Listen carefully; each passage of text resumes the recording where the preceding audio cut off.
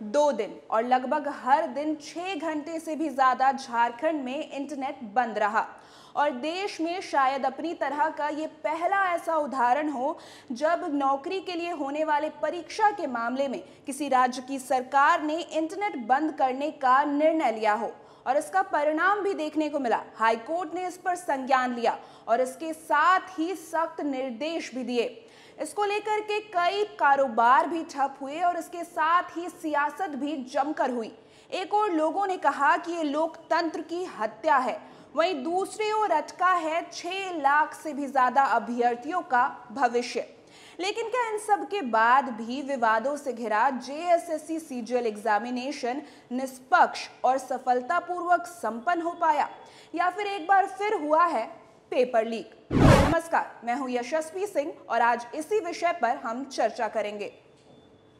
National से लेकर state level तक यूं तो हमारे देश में हर साल हजारों एग्जाम्स कंडक्ट किए जाते हैं, लेकिन जेएसएससी सीजीएल एक ऐसा एग्जामिनेशन है जो पिछले 9 सालों से खत्म ही नहीं हो पा रहा है। वर्ष 2015 में पहली बार इस एग्जामिनेशन का नोटिफिकेशन जारी किया गया था, पर 7 बार अलग अलग कारणों से परीक्षा की तारीखें बदली गई। फिर 8वीं दफा 28 जनवरी और 3 फरवरी 2024 को जब ये एग्जाम संपन्न हुआ, तब पेपर लीक की वजह से एग्जाम कैंसिल करना पड़ा। चुनाव के कारण री एग्जामिनेशन कई महीनों तक रोका गया, कई बार विरोध प्रदर्शन भी हुए और फिर आखिरकार 9वीं बार सरकार ने पूरी जोर आजमाइश कर ली।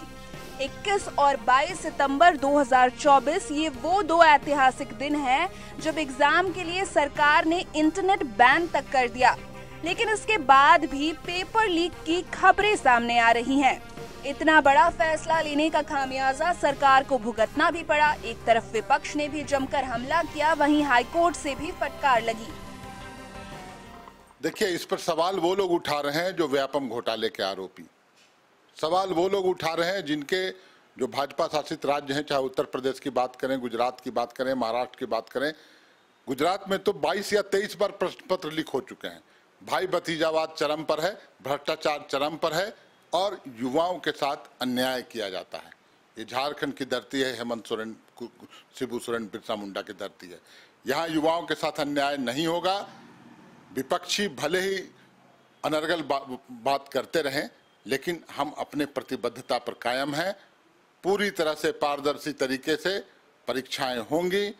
कोई भ्रष्टाचार सहन नहीं किया जाएगा, बर्दाश्त नहीं किया जाएगा। हालांकि जो पूरा गिरोह है, गैंग है, पूरा एक नेशनल लेवल का गैंग है और उसमें भाजपा के करीबी लोग द्वारा संचालित है वो गैंग।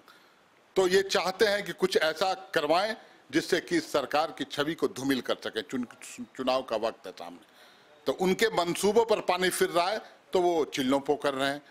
ऐसा नहीं होगा और युवाओं को उनका अधिकार मिलेगा, नौकरियां मिलेंगी, पारदर्शी तरीके से मिलेंगी। ये प्रतिबद्धता है इस सरकार की। देखिए, एक प्रकार से ये राज्य का ये काला दिन है।